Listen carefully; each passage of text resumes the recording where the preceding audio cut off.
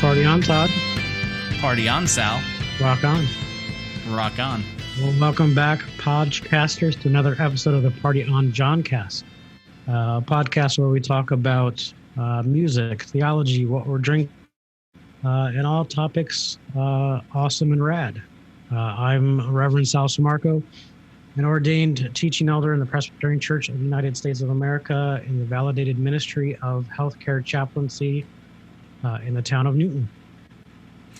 And I'm Reverend Todd Laddick, pastor of a congregation up here in New Jersey. I'm an ordained elder in the Greater New Jersey Conference of the United Methodist Church, and I serve on slightly higher ground than Sal.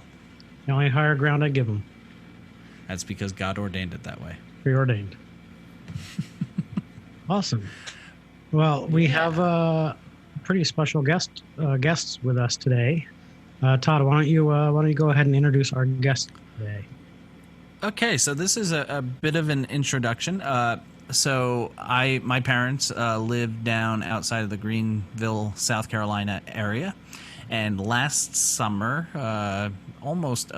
just a little over a year ago, at the beginning of July of 2019. I went in, as I do, to Dark Corner Distillery in Greenville, sat down.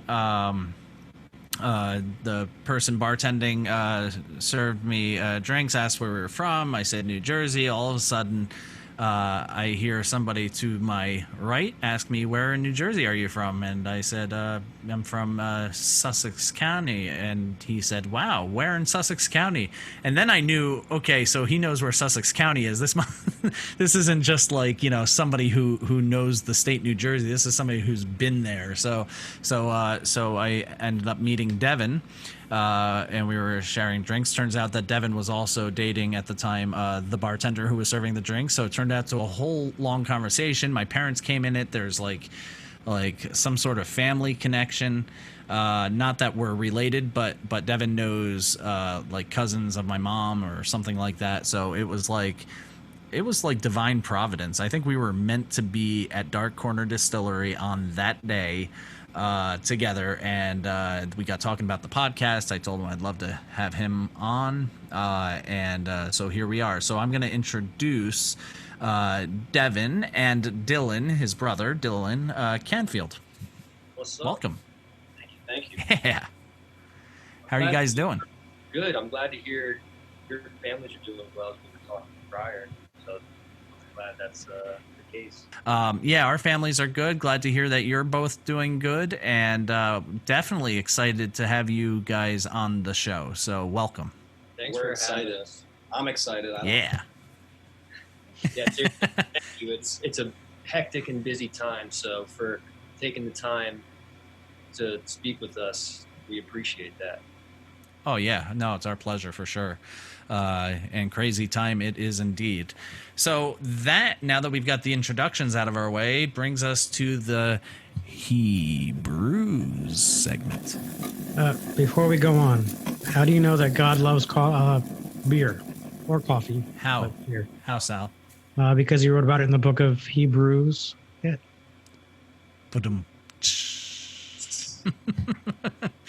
That joke never gets old. I do it. Or it was old before it got. No, he tells that joke every time. So and I'll continue to tell it. Little jokes now. I'll have that one in my back pocket. So thank you. Oh, exactly. You're gonna hold on to that. That'll be a keeper, I'm sure. This is This is a segment where we discuss what we are currently drinking. Since this is still the at-home edition, we are going to be drinking, at least some of us anyway, alcoholic or adult beverages. So, Sal, why don't you kick us off? Sure. For some context, normally Todd and I record this either at my place of employment or his office at the church, so we can't really imbibe when we record those episodes. So I'm drinking Brooklyn Brewery Rosé de Ville. It's a raspberry sour ale. Never had that, but it sounds good. Never had it. It's like 5.8%. It's a sour beer. I've been into sour beers lately. I don't know if it's because I'm in a sour mood or not, but that rosé wine type taste to it. So and it's out of Brooklyn, New York. So it's one of those larger microbrews that I really enjoy. So that's what I'm drinking. Awesome. Rock on. So you know me. Very red. Oh yeah, there it is. Look at that. Oh, it's beautiful. So you know me. I can't ever just stick with one thing. So I've got here. It's the Distiller's Collection New World Aged Rum from Hilton Head Distillery, Hilton Head Island, South Carolina, and they're the same distillery that owns Dark Corner Distillery in Greenville. So I've been to Dark Corner. I've never been to the Hilton Head one, even though I go there all the time, and this time decided to pay them a visit. And this is some really superb rum. My second choice, because I've been avoiding this because it's out. I'm kind of a snob. It's out of Utah, and I was like, can bourbon be good in Utah? I don't know. Like, which is sorry, Utah. That was wrong to say, but that was my mind when I saw it on the shelf. And finally, I was talking to somebody about it, and High West whiskey, American Prairie bourbon. Got myself a bottle. It is beautiful. It is 46% alcohol by volume, which makes it 92 proof, and really, really flavorful. Actually, one of my more favorite bourbons. So it's really, really good. Yes. That's on my wish list to try. And never doubt where you can get a good whiskey from. I actually, for my 40th birthday, got it was 40 proof whiskey from Japan. And the Japanese make really good whiskey too. Yes, they do, and we all know. Well, I earlier sent a picture of Black Dirt Bourbon to Devin, and thought it was Sal, so I called it BDB, and he's like, BD, huh? So Black Dirt Bourbon's out of Warwick Valley Winery and Distillery up in Warwick, New York, which I've reviewed on here before, but excellent bourbon. So yeah, you can't really judge a bourbon by its location. You just got to taste it and rock it out. And so this Utah bourbon, man, it's up there on my list. It's really, really good. Nice. So I'm going to go in the order that I see you guys sitting. So Dylan, what are you drinking? So you guys, I'm just apologizing now because you guys are both drinking something very interesting. A nice little backstory. I go to my fridge and there's not much in there. And I'm not a big drinker, but tonight, because it's a special occasion being on here with you guys, I'll be going with a classic Landshark. Oh, you can't go wrong with that. No, excellent. It's safe is what it is. It's a safe bet, yeah. Truth is, I don't even think I've ever tried whiskey. Oh, fair enough. Fair enough. Well, if we ever have the pleasure of being in person together, we'll have to change that up. And I totally would. But then when I left before, I said to my girlfriend, "Can you make me a mixed drink because they have something cool, and I just have a Landshark." So then we heard the door open, and she made me a mixed drink. Ooh. Which I have no clue what it is. But after drum roll, I want to say it's maybe cranberry and vodka with a little hint of grapefruit because we have fresh grapefruit at the house. Ooh, it looks delicious. Kind of looks like a Sal's drink, but I kind of wish I was drinking that sour. Yeah, it's close. Very close. So wow. I'm sorry I don't have a better story, but cheers to you guys. No, man, that's a great story. And hey, I'm all about like grabbing what you have around. Yeah, got a kind of mosey really. Absolutely. And Devin, what are you having? I am having essentially nothing. I do have a water here because it's 100 degrees here. But I will say this. Speaking on the term of sours, best sour I've ever had in my life, none other than in Greenville, South Carolina, a brewery called 8th State Brewery. Mm-hmm. Their sours look like kombucha a little bit. Yep. And it's the type of sour beer that you could probably drink all night because they taste like candy, and it's dangerous. it's dangerous because you'll lose track pretty quick. Right. So while I'm not actually having it, I would just like to give them a shout out and give a credit to an amazing brewery. So cheers to those guys down in South Carolina.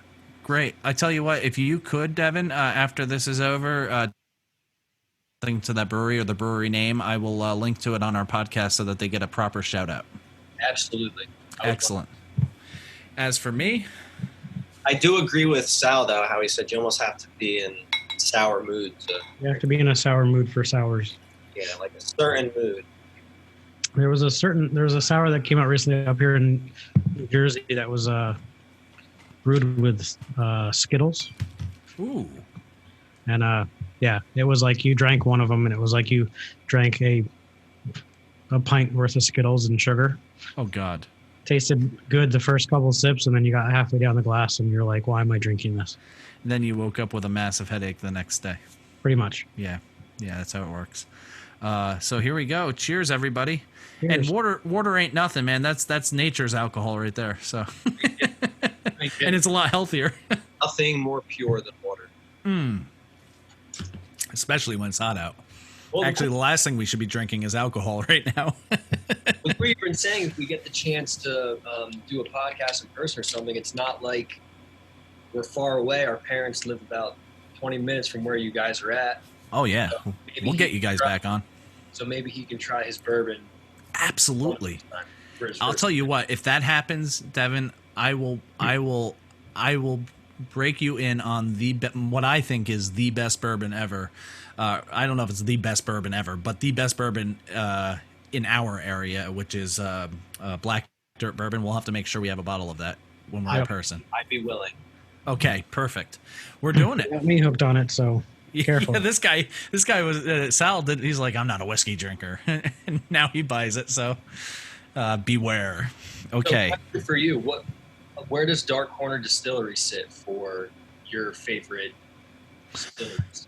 Yeah. So okay. So this is me personally. I'm not a flavored whiskey kind of person, and Hilton Head Island Distillery / Black Dirt or Black Corner Distillery, their whiskeys are they're not bourbon. They're just like whiskeys, and they're flavored. Like there's peach. They had banana Fosters, which was awesome actually.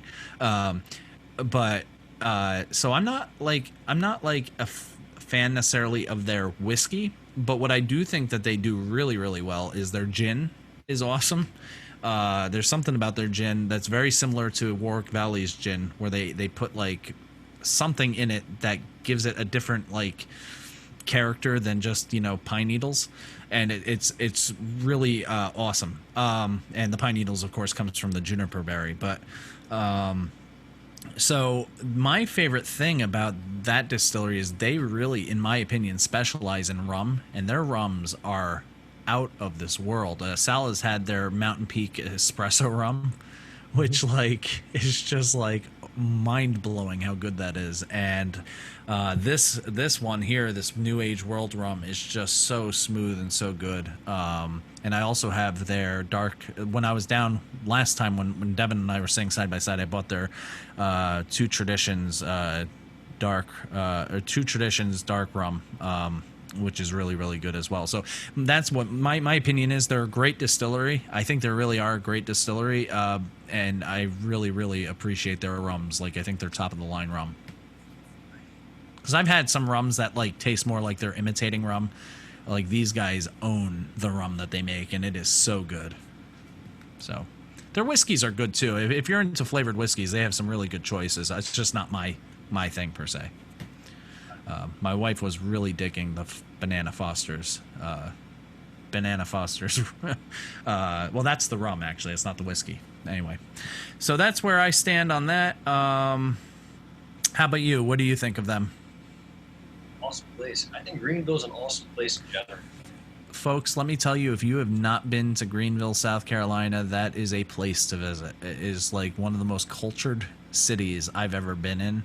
You're talking about like sidewalk cafes and distilleries, breweries. They've got a theater there that does Broadway tour plays, and it's just a wonderful town with a wonderful vibe. and you never know who you might run into there, like Devin or Todd, if from the other way around. So yeah, excellent. So cheers, everybody. Cheers. Cheers again. So good. Rum. That is the rub. That is the rum. I'll let you know when I'm into the whiskey. And I realized I have not done rum on this podcast. I just changed that tonight, so who knows what I'll bring next. Yeah. So that brings us, and I beg your forgiveness ahead of time, but that brings us to our most excellent music segment.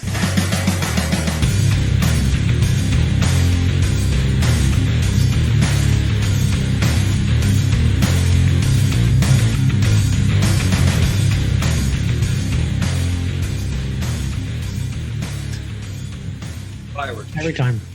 DD Canfield edition. So, yeah. So, Sal and folks, Sal and I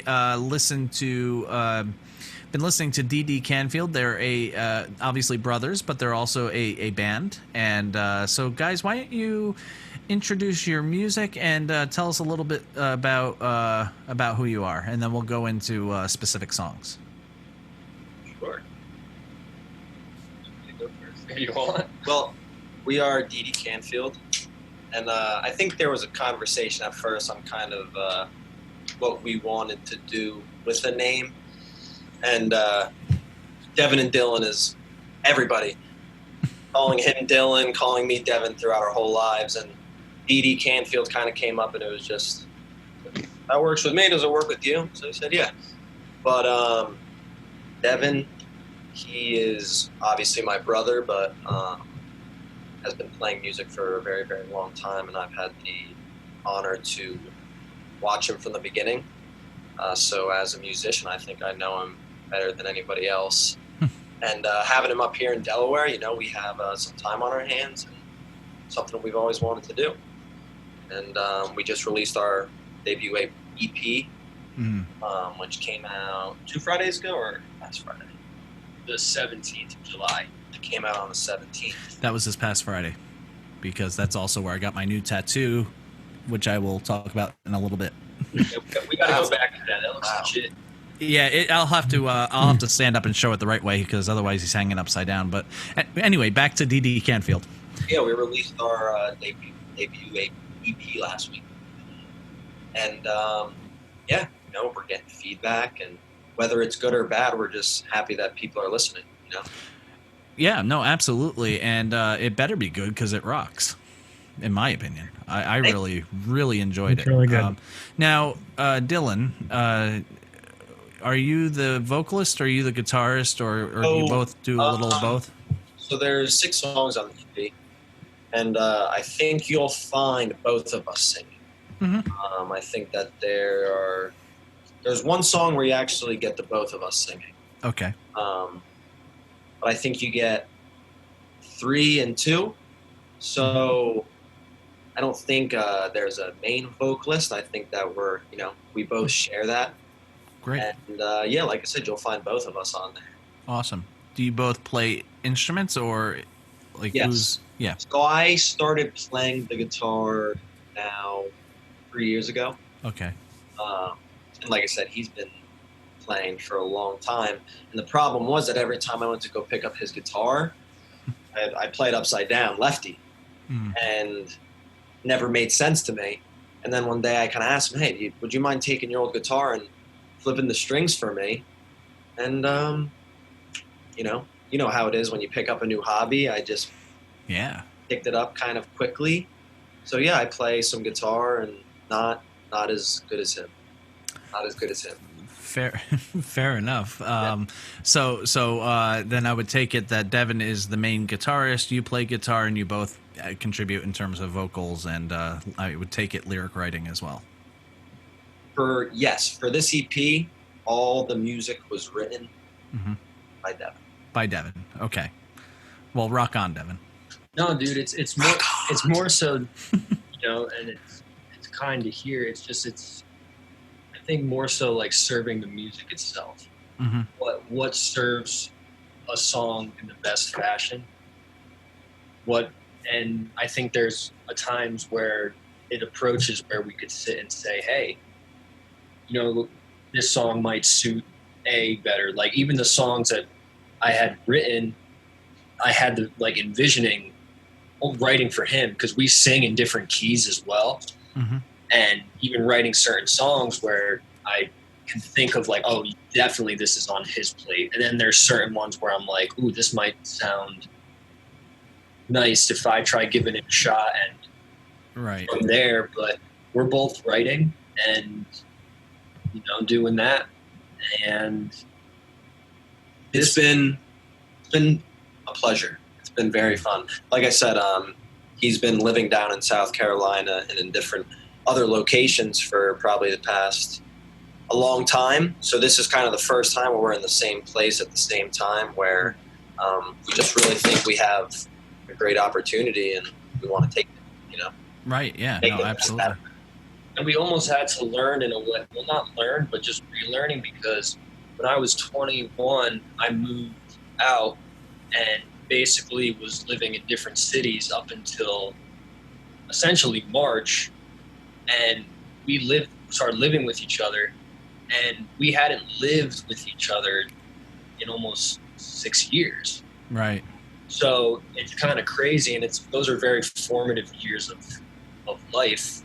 So like I was saying, it's like a relearning, refreshing kind of connection, and it's been cool. It's been cool, especially being able to creatively create this project. Yeah, excellent.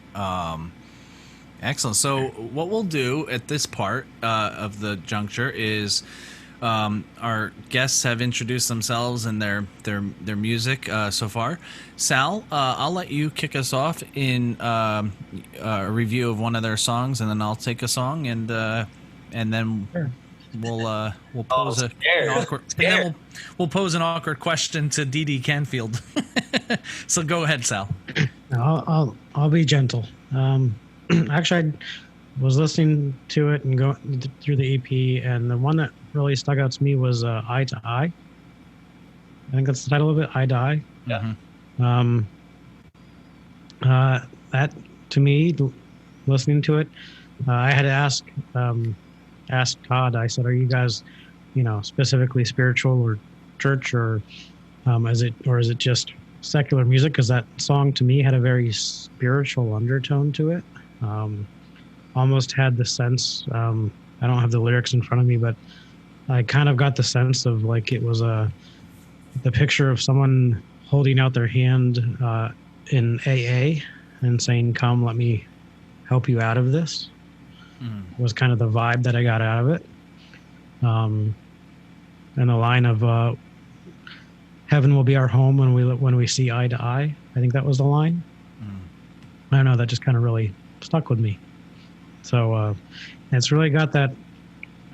Looking at your bio and all your influences, it really has that kind of late 90s, early 90s pop punk, emo, like a very alternative vibe to it that is just like I haven't heard in so long. Not that your music is dated, but it's got that vibe, like that really different vibe to it. Yeah. Yeah. Than what is generally put out there in the cookie cutter mold that music is. Yeah. Yep. Awesome. That's awesome. So yeah. So I liked. What's that? I think we had somebody, one of our friends, say that Eye to Eye. You would know better. I think our friend Owen made a comment kind of similar to Sal's specifically. No, didn't Owen say kind of reminded him was like church? Yes. Yeah. So kind of in regards to that, the whole premise, I would say, of, again, specifically, I'm just speaking in terms of myself, like even presenting stuff to him, lyrically, yeah, it's not, like Christian music or but it's definitely, I'm a pretty spiritual person, and the lyrics are spiritual, and like it really, really means a lot for you to say that, because it's very, like you were saying, the AA, it's more so, about the experience of seeing somebody struggle with those types of things, and it does all of this music, and there's still so much to come. It has those spiritual undertones because it's just so happens to be kind of what is being presented. Because I feel sometimes the music gets kind of like channeled, and like I have to allow myself to like receive those things, and like that's where kind of like that gratitude comes in, where I feel it has that spiritual nature. But that song in particular, it is definitely, you hit the nail on the head, and it really means a lot to hear you say those things. I definitely got the sense of that song that it was a, like I said, spiritual, but it's a sense of, okay, you could get the sense that if someone listened to that song and had their own demons that they were dealing with, they could relate to it, because this is someone singing from an experience of saying, hey, come over here. Let's relate in our demons and get through this. Yeah. Sense of sort of vibe. Agree. I got the same vibe. And Yoda Sal says, perceptive beyond bounds. That one is.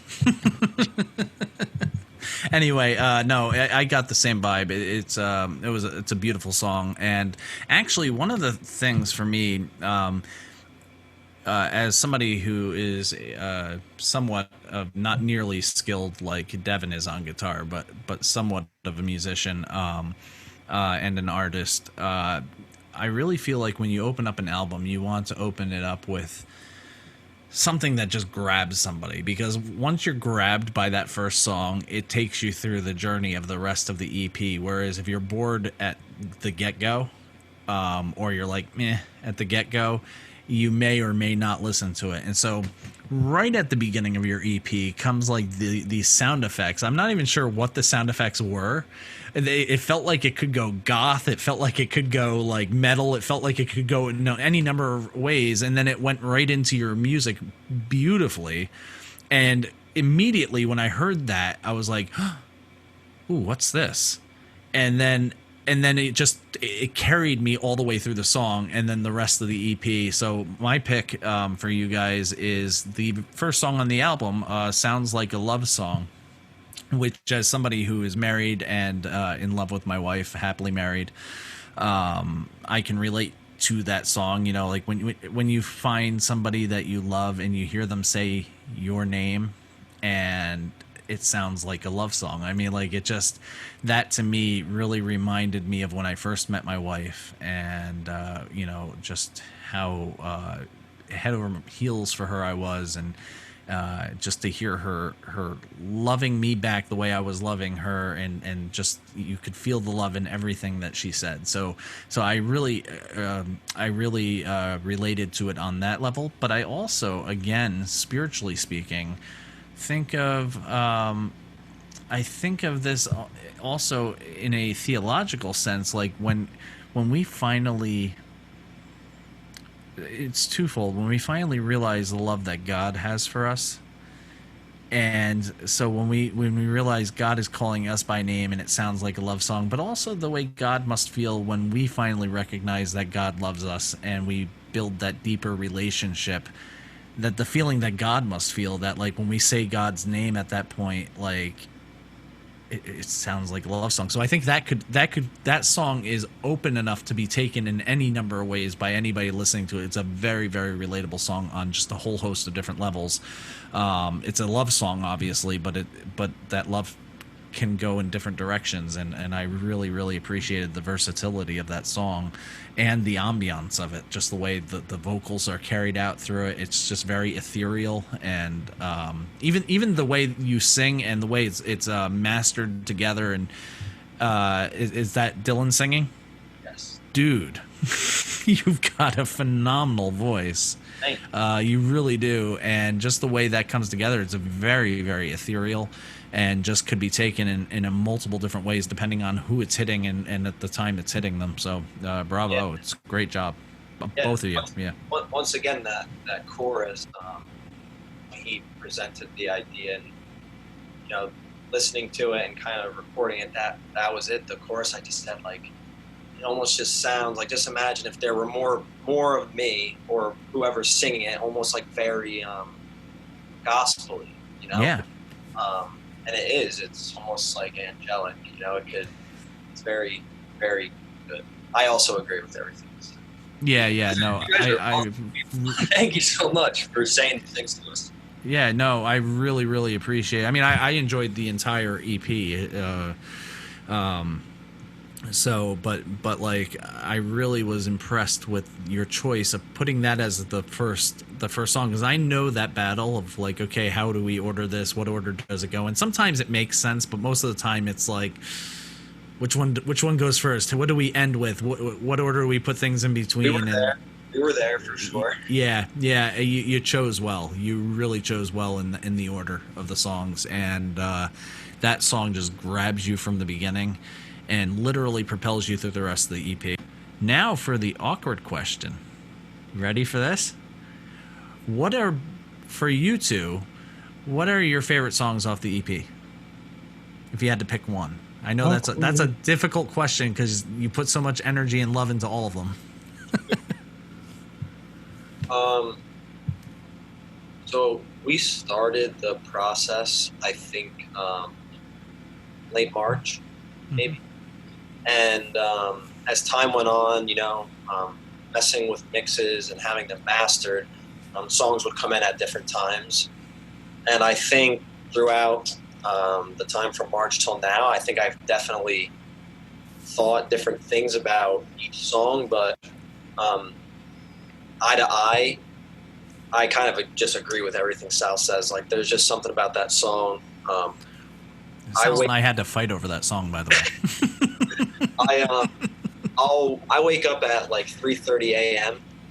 and I am a greenskeeper at a golf course, so I have to be to work by 4:30. And my drive from 4 o'clock until I get to work, when we were making the EP, that's when I would take the time to listen, and just every time I would hear it, just like I said, very special moment. Just be like, wow, like I think this is very cool. Like, it's very great. The lyrics, the message, and it hits me hard every time.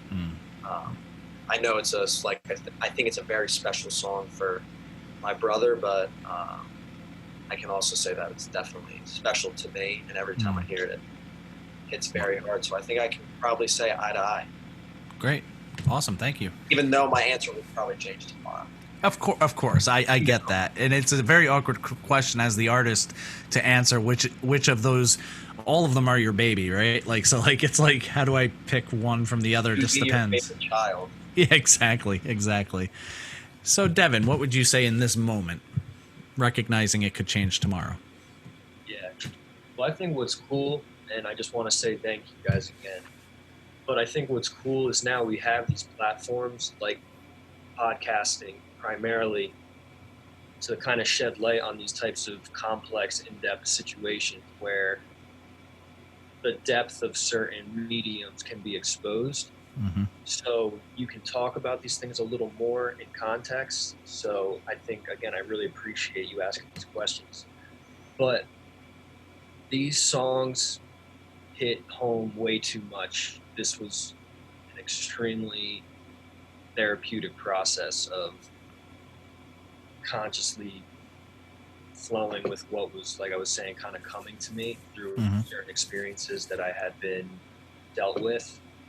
And first and foremost, I almost want to go back to what you were saying about the theological standpoint. That is the undertone of everything that I write. It's just, I don't purposefully, like I said, bring it to a religious thing, but that is the undertone because that's where my faith lies. And I think we're both very blessed even for opportunities like this. And when it came to writing this album after having a certain experience, the whole idea of Gemini itself was, I'm a Gemini, and it was there's lists of traits, certain things they'll say, And one of the traits they say is a perceptive nature about duality. And that's what this whole record was to me, is trying to look at something fucked up and say, where can I try to approach this in a different light? And right now, they're all so close, but it's between Anniversary and Rain. Okay. Rain was that was the other song I was going to. I really could tell you that all of the songs really hit me in a way that they meant something. Each one meant something different to me as I listened to it, and I could really spend like an entire show just talking about the 6 songs and what they meant to me as I was listening to it. So Rain was on my list for sure. Anniversary was number 2 for me. Rain was the only song that was written prior to moving, and I adjusted the chorus once I moved here, but Anniversary to me cuts deep, and so I listen to that one a lot. Yeah.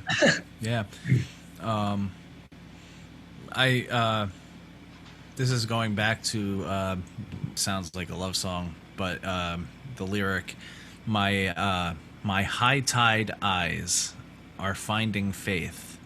We hear our favorite songs.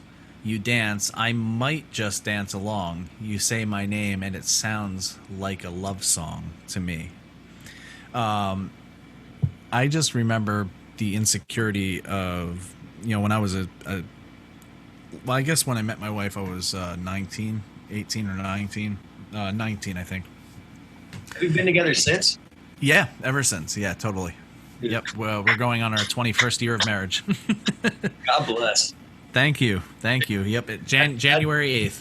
That's inspiring. Awesome. Thanks, man. Yeah, no, it was that was Providence as well, I believe, because knowing my track record, I wouldn't have chose the right. I probably wouldn't have chose the right person if it were on me. If it makes you feel better, I'm on number 2. If it makes you feel better.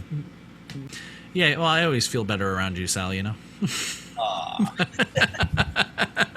But no.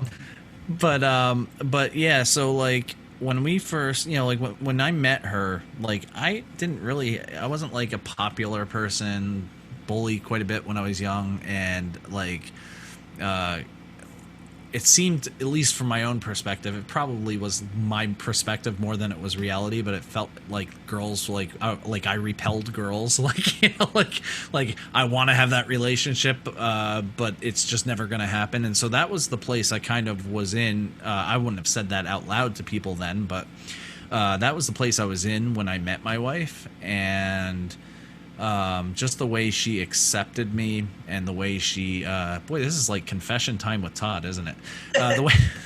The way she accepted me, and just that lyric there is what spoke to me so much. My high tide eyes are finding faith, and I think of the tide coming in, and actually there's a poem called that I wrote during prom weekend. We went down to Long Beach Island, and it's called Shells on a Beach, and it ends with I'm like shells on a beach, hold me with care, or I'm like a shell on a beach, hold me with care, for I am fragile.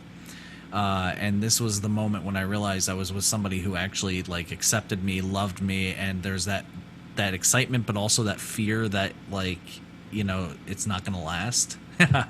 So 21 years later, but that fear that you have in that moment. And so like when I hear those lyrics, that it brings me back to that moment in my life. So just a great, guys, you got to listen to DD Canfield. I mean, like listen to what they brought out of me.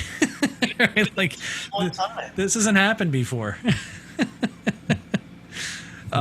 So anyway, not to cut into Anniversary or Rain, but that song, that's why I think I ultimately chose that song, because it brought me back to that moment, which is special. So thank you, guys. It's really awesome that you say this, because you both are hitting the nail on the head, and that's the whole point of it. Is like, I think anybody who listens can, if they can find a connection with the song.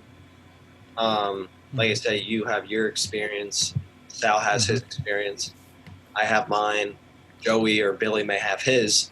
But that's just, the point of the song is that everybody's going to draw their own connection. And if you can find that connection in even just one person, it's, that's what it's meant for. That's what makes music universal, right? Like universal.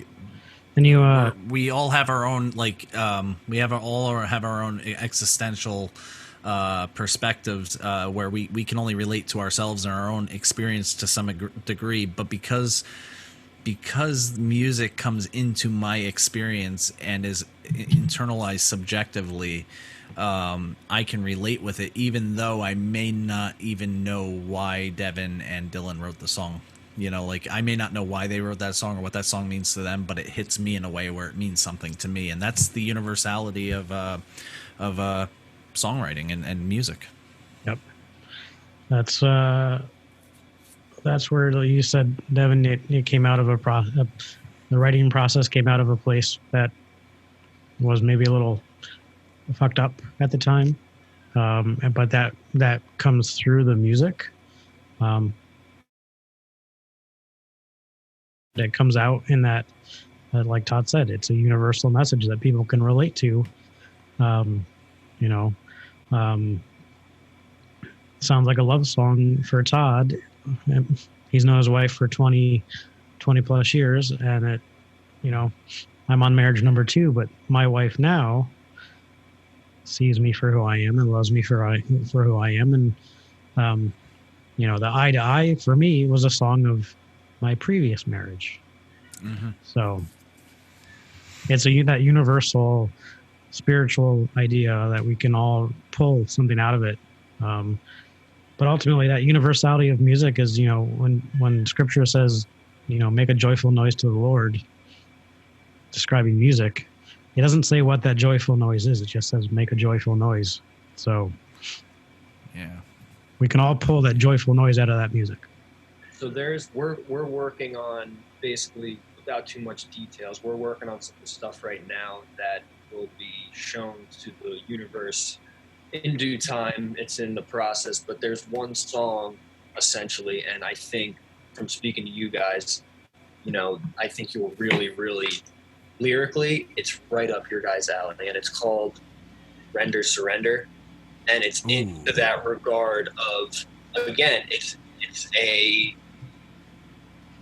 not a love song, it's about an experience, but it's about the notion render surrender, like you're talking about, like how you said, make a joyful noise to the Lord. It's about why aren't we surrendering? Like, why are we rendering this when we do something like that's what, in a way, like that's what God is wanting for us to do, but it's sometimes hard as human beings. It's scary. Yeah. And in a weird way, it's funny. Like, one thing that helped inspire certain processes of putting down those walls and being vulnerable, even sharing with, like going to my brother and being like, this is where I'm at and this is what I'm writing about, and then seeing the connection. But honestly, Justin Bieber, I was watching interviews with him, and he started being very transparent about Jesus and his faith. Yeah. And just me, and you could see like what that did for him. And, I believe in Jesus and put my faith in that, and seeing that in someone like Justin Bieber, regardless of music, but seeing his message made me, and I think makes us feel, like you said, that there's something to see when you're eye to eye with that concept. Amen. Yeah, for sure. And I think, go ahead, Sal. Side note, there's a really good mini documentary series on Justin Bieber on YouTube. It may have been the same thing you were watching, but I was surprised how into his story that I got. It's a very interesting story. But anyway, That was right, because when he was a youngster who was discovered on YouTube, like he was like, you know, the Beebs, like kind of like the young girls loved him and everybody else kind of like laughed. But as he matured, and then, well, it's not even that he matured, but as he grew up in the public eye and made the mistakes that he made and went through kind of the hell that he went through to get to this place of maturity and faith.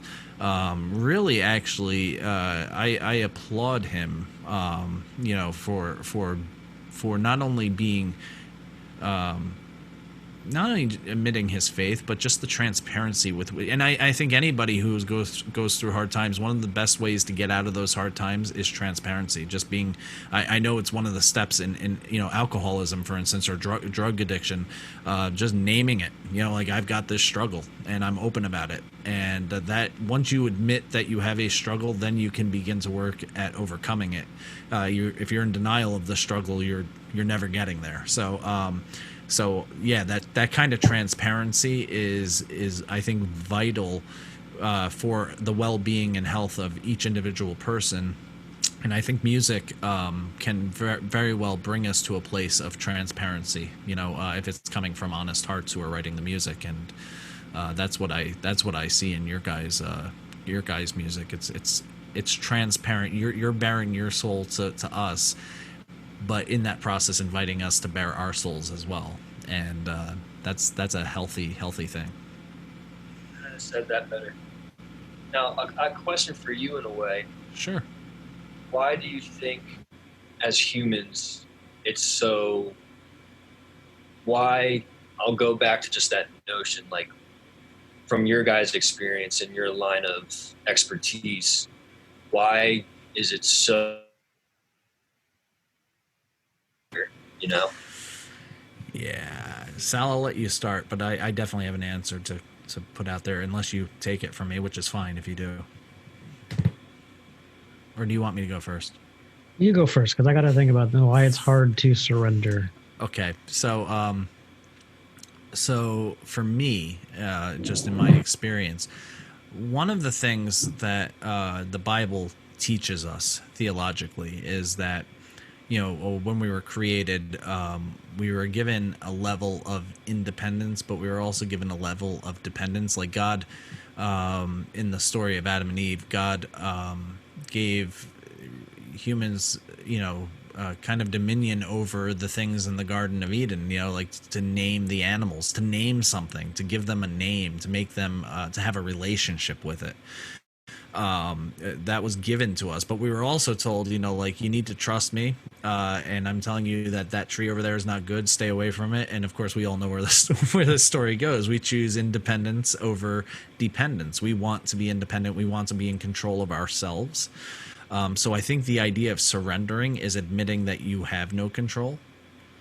Yeah. And the idea of having no control is scary for human beings. For me, for anybody, you know, like I want to be in control of my life. I want to be in control of my destiny. I don't want to have to sit back and rely on somebody's hand up or hand down. I want to be in control. But control ultimately, and this is going to sound a bit Buddhist, but I think it's very Christian and Jewish and Muslim as well. It's very spiritual and universal. Control really is an illusion. God is in control, but I'm not. Yep. And the more ready I am to surrender, the more free from the prison of render I am.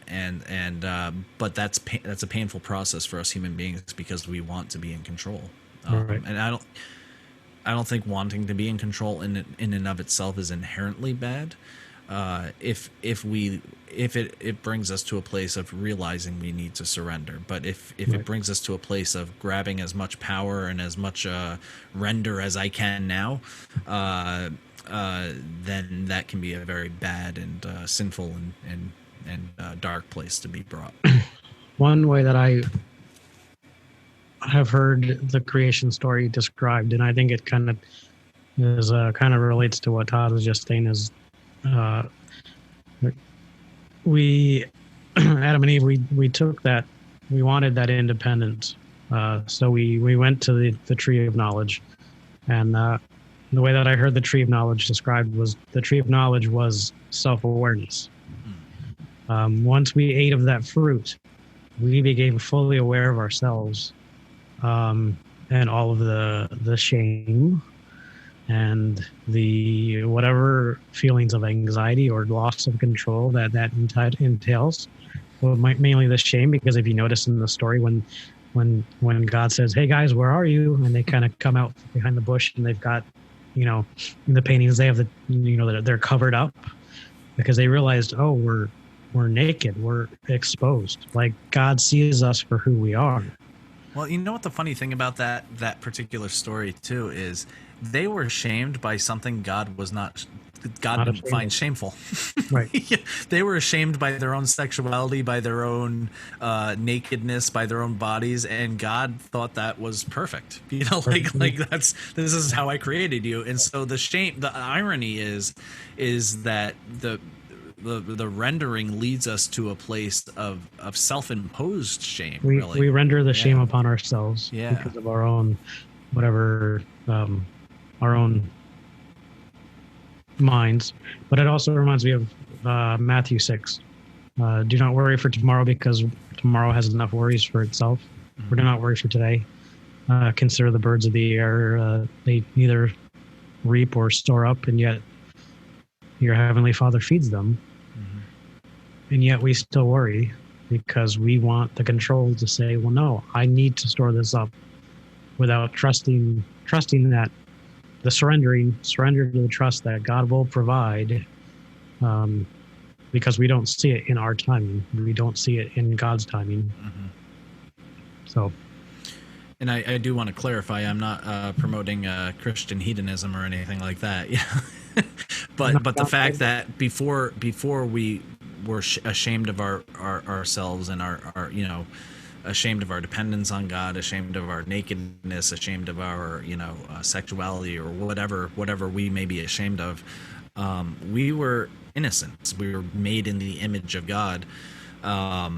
It is the shame, and I think we see this in reverse psychology, even in society. When you tell somebody that what they're doing is shameful, oftentimes people turn to even more shameful behavior, because it's like, well, if you're going to tell me I'm wrong, I'm going to double down on it. And so I think when we self-imposed that shame upon ourselves, it caused us to also turn back it caused us to go backwards rather than forward into the direction that God created us to go. So I think rather than being dependent on God, we ended up becoming dependent on our fallen nature of rendering rather than surrendering. So that's where I would bring it. And we just saw Allison pop in and say hi with the little baby. So does that answer your question? I don't know if that answers your question, but yeah, music, I think, is a way to dive into a different kind of dimension, in a way, of why we want to make music. To kind of get to a place that's kind of liberating through that, you were saying, like, healthy connection. Maybe he could have some input, but like, I know even for him, we've talked about connecting with people is so important, but doing that in a healthy way. Wouldn't you say that?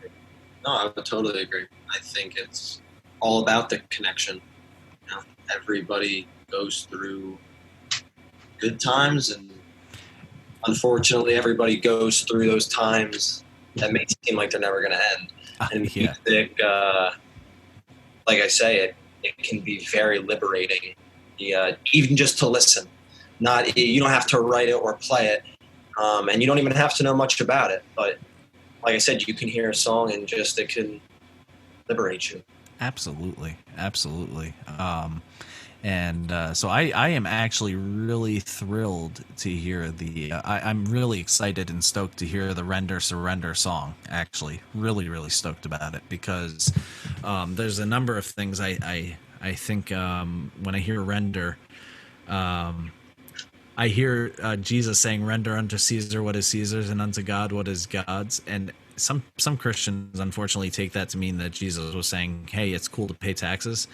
The government loves that explanation of that. But Jesus wasn't saying, Jesus wasn't condoning whether we should pay taxes or not. What he was saying is like, okay, give money to Caesar, go for it. But what's God's? Everything. So really what we should be doing is giving to God, not necessarily worrying about Caesar, which is ultimately surrendering to God and what God wants for us. So if Caesar tells me to jump and God says don't, I should follow God. And it takes quite a level of surrender to do that, because Caesar can kill you. So I just, when I hear render surrender, I really like, that brings me to multiple passages in the Bible. And I know, and actually I applaud that you're not, I don't think there's anything wrong with bands that are religious and that's their thing, and they're spreading the good news of their faith to people. But I really love when people of faith just write music. It's like J.R.R. Tolkien, who wrote The Hobbit and The Lord of the Rings. He never intended to write a biblical analogy or anything like that. He was writing a story, but his faith came through in ways that connect with people regardless of whether they are of the same faith or not. And I think there's a power to secular music that reaches people on any level that they're on, because it connects with them. I think God works through that. Christian music, I love a lot of it, and it reaches me, but I'm a Christian. I don't know too many non-Christians who are, digging through Christian channels to listen to Christian music. But boy, when a song that crosses those boundaries and is more mainstream or more secular, but is coming from a place of faith, it reaches people who would otherwise not be reached. And I think there's a power to that. Not that that's why you write the music, but there's a power to that, that God works through secular music as much, if not more so, I think, than God works through specifically religious music. So I applaud that's your approach, that you're just writing songs from the heart. You are people of faith, not writing it with any agenda to convert the masses to Christianity or to whatever your faith is. I know you said you believe in Jesus, so in your case, Christianity. You're writing the songs to connect with people, and people, whether they're atheist, Christian, Muslim, Buddhist, Jew, doesn't matter. If they connect with the song, they connect. And there's something divine and holy about that, and sacred. Yeah, like you said, no, it's not about like denomination. It's non-denominational. And, right. Like, even for me, like, I couldn't even consider saying like I'm this or that. It's more so spiritual, yeah. But it's me and him are huge Bruce fans, and he had a segment in his book recently, and it basically was like he grew up in the church, and he was based like, I hated church. I never went after this amount of time, but he writes so much music about it. And he just said, like, once you're in, you're in. Yeah. Even when you don't want to be. And it's the truth. Yeah. So it's definitely like some spiritual stuff, I would say. But there's truth to that. Like, when we're made to do things, we don't want to do it. Like, I remember distinctly not wanting to be in church, and yet all these years later, look what I'm doing. So, and for Bruce, he may not be in, I don't know if he attends church or not, but he may not be in the church, and yet that background, that foundation is still with him very much in everything he does. And so, like you said, he, as much as he wanted to get away, he could never really get away from it. And that's overall a good thing, I think.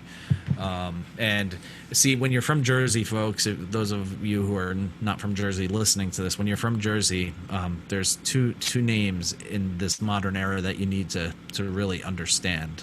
Bruce is one of them, and John is the other. So Bruce Springsteen and John Bon Jovi, you can't get more Jersey than that.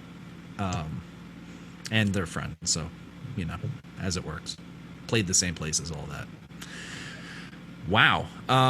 So I think this is a good time, if you don't mind, Sal.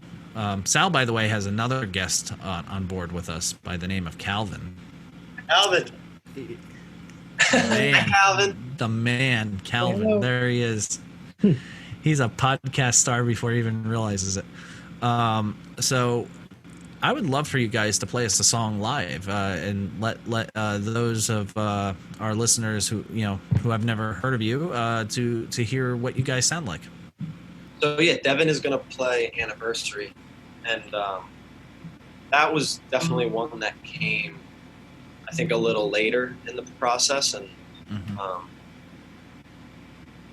it was something that he was very excited to show me, and there was just a certain vibe that came with the song when he first played it for me, and he could probably explain more what he was trying to capture in the song. Sure. But having him explain it to me and then, hear it, I just thought he captured it perfectly. Great. And, knowing what it means to him and then what it means to me just differently, I'm just like, okay, this is the one. And that's the beauty of even, and we often fail to realize this or even think about it, I think, but even though you're brothers, you're two different people with your own two different perspectives and experiences, and you're in the same band, but when you hear songs, it's still affecting you two differently than it's just the way the nature of it, really. Yeah, that's perfect, because Devin said before, like, we were apart for some of these formative years, and then coming back together, it's like, you're a little different, and you're a little different too, and but the one thing we've always been able to kind of find middle ground on is, and we have very similar music tastes, but at the same time, I think very different. But to hear him, for example, like, he loves John Denver. I'm not a big John Denver guy. No, that's not true. I like John Denver, but I'm just messing with you. I was going to say, I'm on a Rocky Mountain High right now. Or wait, actually, no, it's Kentucky bourbon. Sorry, actually, no, Utah bourbon. Sorry about that. Big Josh Groban for Aspen. On Spotify. I was listening. So, just joking around, but not joking around. So, not a joke. It's not a joke. It's definitely not a joke. So I'm even going to kind of go back to what Sal was saying. We grew up heavily on, like, the pop punk emo scene, not like screamo stuff, but I mean, like, brand new. Now with, like, some bands, I think more on my end, like Turnover, Story So Far, so many different genres. So Eye to Eye has that vibe, and I kind of gravitate towards that. So and we get in the car, and I'm playing some going through, or I open up his Spotify, and the night before he was drinking. We'll say drinking, and the next day I get in the car, and I look, and I'm like, what the heck? And his most recent played from the night before was, and mind you, it was May, was Josh Groban Christmas, and. And yes. He was like, dude, it's so legit. So, hey, when you're feeling Josh Groban, you pull out the Christmas album, right? Yeah, no, you have to. Like I said, the music that we like just goes in all different directions. But awesome, yeah, eclectic. I think that's the best way to be. Like I listen to a lot of metal. This whole Party on John cast thing came out of our love for the 80s and for metal and. Bill and Ted's Excellent Adventure. I was in a goth band when I was younger. I'm really into goth and dark music, but I also listened to John Denver. I listened to John Lennon. I listened to The Doors. I listened to Beethoven. I listened to Garth Brooks. I saw Garth Brooks live in Central Park. If the music is good, it's good. If it sucks, I don't listen to it. That's kind of my motto. It all comes down to it. I think Dave Matthews said, good music is good music, and all other music can go to hell. I think he said that's right. Go, if it sucks, go to hell in a handbasket. In the name of Jesus, of course. Yeah. Let me just take another sip of bourbon. So, and then real quick before we even play, so even us, we kind of again, we grew up on so much different music and have so much taste, but even for him, dude. Avenged Sevenfold is his bread and butter. Sevenfold, yes. I listened to the whole Waking the Fallen album today at work, and I wanted to text him and be like, there's got to be a way that we can do chapter 4. I can't scream, but like, I think M. Shadows is a great vocalist.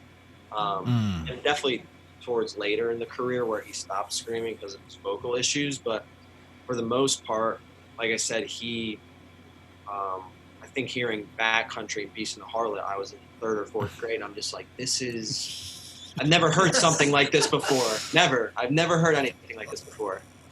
Oh my goodness. Wow. And that reminds me now, I sense it's Sal, Soul Embraced, which is a kind of like a death metal sounding kind of like band that their song My Tourniquet actually was covered by Evanescence as Tourniquet off their debut album. And the Soul Embrace version is just nothing but screaming. And obviously we all know Tourniquet off of Evanescence's album, and she sings melodically and angelically and beautiful. And but to hear the two different, it's the same song, same lyrics, just two different styles, and it's just like, whoa. But that Avenged Sevenfold and his, just wow. I agree. Dylan, that's what I'm saying. We can sit and talk about this and air pound after Devin performs this song. Yeah, we'll save this. You know what? Let's talk about our that will be, and see, this is how I said it works. That will be our bonus episode, our bonus video episode. So for now, we will put that aside. If you are wanting to hear our musical background, then you're going to have to cough up a little money, either $2, $5, or $10, depending, and you can listen to that conversation on our Patreon account. In the meantime, with no further ado, Anniversary by DD Canfield.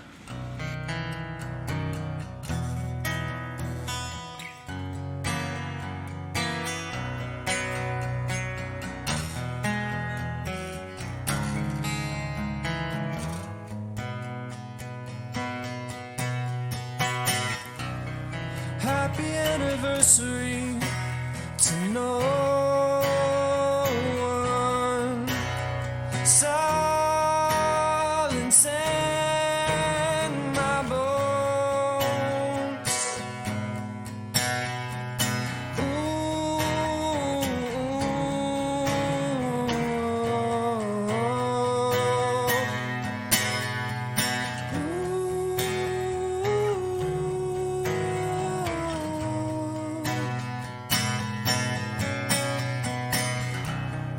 Happy anniversary tomorrow. Tidal waves are home. The knocking on the door.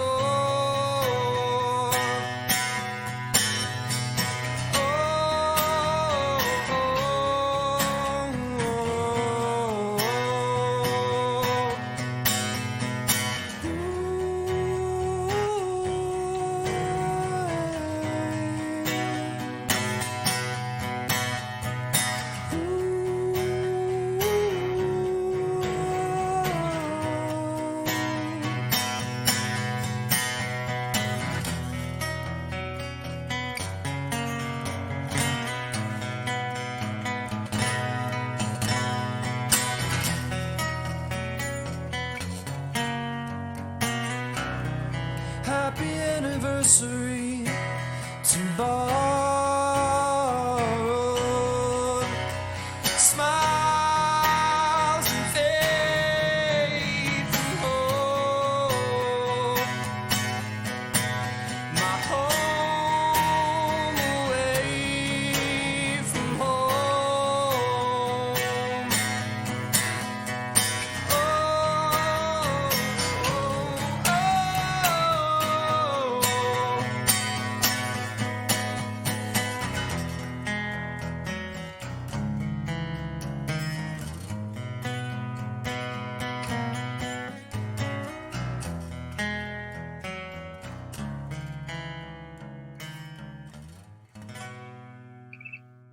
Wow, thank you so much. Wow. Beautiful, beautiful song, Very nice. and just really glad to have you guys on our podcast. Calvin is in agreement. I was just gonna say, Actually, I think what he's really saying is, "Come on, Dad, hog the mic. It's my turn." he's putting his shirt to the test. We need more Calvin time. That's another podcast. That's another podcast. More Calvin time. Agreed. Thank you guys so much for coming on and talking with us and spending your time with us. It's a real pleasure. Again, this episode's been called Dark Corner Providence because, well, it was providential that Devin and I met, and then the whole the weird family connection thing, just really definitely God working in mysterious ways. And so it's a pleasure to have you guys on the show with us. It's been fun. Yeah. No, it's a very big pleasure for you guys to have us. Oh, absolutely. And again, it will happen in person. So for those of you who are, I realize that in this pandemic, there are some who are really down and out, but then there are those of you who prioritize your one coffee a month to over having a, podcast subscription to Patreon. Subscribe, folks. Come on. Just one coffee a month. I will be subscribing because this is my first time hearing about. Oh, you're going to subscribe? I am going to subscribe. I'm going to like. I'm going to follow whatever you guys have, and I'll be spreading the word. So just know that at least you have me. Well, Dylan, I am happy to have you, and I'll send you the link for subscription. I can't wait for the next one. Rock on. Subscribe to our podcast and subscribe to our Patreon account. Again, for $2 a month, $5 a month, or $10 a month, depending on what your ability is. You're looking at a coffee, you're looking at a frappuccino, or you're looking at a pizza a month. Looking at a Taylor ham, egg, and cheese. Or Taylor ham Egg and cheese. Hello, right. This is the Jersey episode right here. That's right. And we know that they're in the better part of the state because they call it Taylor ham instead of pork roll. But we're not getting into that debate. So again, thank you. Be excellent to each other. And don't be a jerk. As for you Patreons, you hold on, and you will get to see the rest of this episode. But in the meantime, signing off. Rock on. Rock on. You walk into his home, drop the needle while I'm praying 1,000 miles away. Two people sharing poison alone. I'm a ghost in the role you portray. He buys a drink while I think that the dancing we share is not serrated. But the love of facade is to hide how you're truly operating.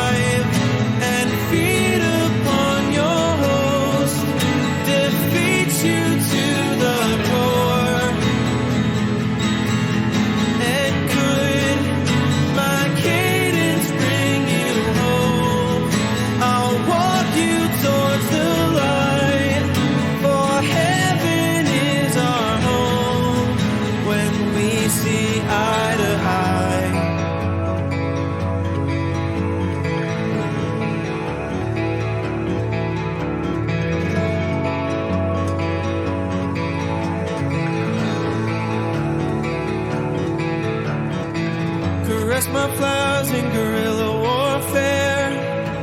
Hallucinating eyes won't repair. Weary trials, your illusions in despair. So you smother truth behind your veil. Curtains shelter your sordid smiles. In the shadow of our miles. When you tell me you are mine.